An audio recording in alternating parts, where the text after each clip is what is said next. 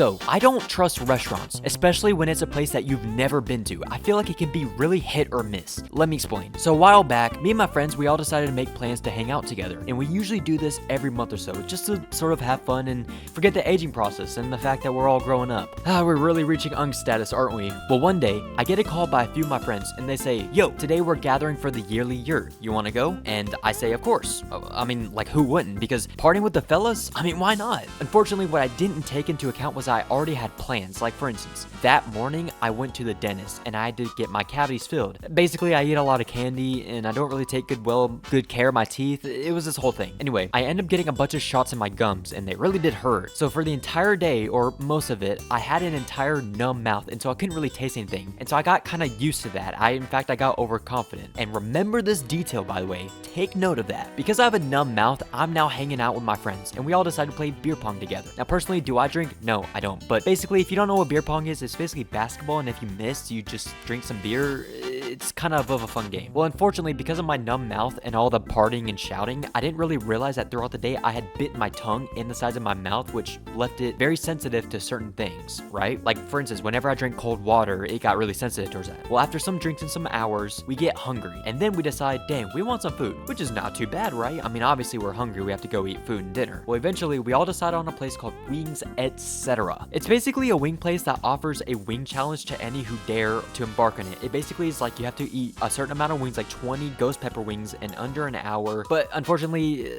I'll get to those details later. Well, while we are there, me and my friend Miles, who I didn't know had done the challenge before, asked me if I want to compete in the challenge. And I just casually said, sure. And I wanted to compete simply because I thought it would be cool and some recognition. And he said that it really wasn't that bad and we can just get free t-shirts and publicity. And I thought, okay, it's not even that bad and you can get a free t-shirt. What's not to like? Well, right as the wings came out, right, he tells me, oh yeah, I forgot to tell you, if you don't complete it, you have to pay for yourself and the other person. Yeah, he never told me that. I straight up went into this challenge thinking I would pay for my own meal, but nope. He literally forgot the most important part. The most important part is if you don't complete it, then you have to pay double. I ain't doing that. That's a lot of money. Well, anyways, we get the wings and it smells spicy, but I don't really think much of it. It didn't smell too spicy at the time. The challenge is basically you have to complete it in under an hour with no water or napkins or anything like that. No help, which isn't too bad, all right? Like they can't be too bad. If they take away all that stuff, it can't be too bad, right? Well, do you remember how I told you that my friend told me that they aren't really that bad? Well, his definition of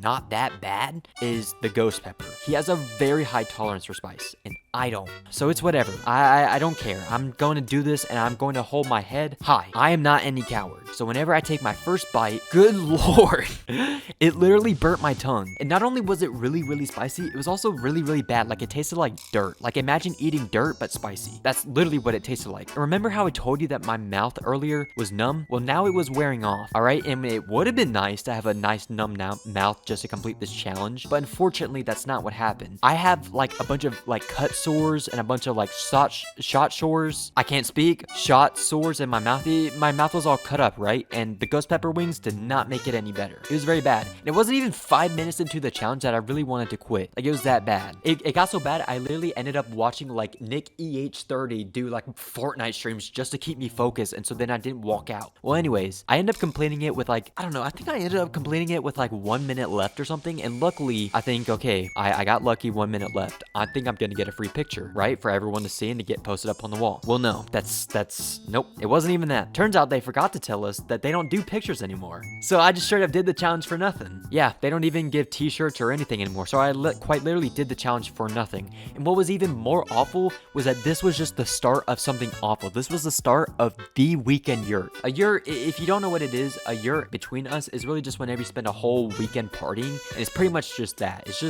It's not 3 or 4 of us. No. In a tiny little apartment in a college dorm, it's 8 people. 8 people partying and turning up for days on end, and you can't escape because I rode with someone. So yeah. And just what was even worse is that like this was just the start of something like terrible, and the next morning something even more awful happened than I really could have expected or really even could have been prepared for. That's a story for another time. And anyways, it's the end of the video. What are you doing? Go and subscribe, baby girl. It would really mean a lot. And if you could also comment stuff, that would mean a lot. So anyways, hope you guys enjoyed the video, and have a great rest of the day. Get ready for storytime part 2. All right, catch you later.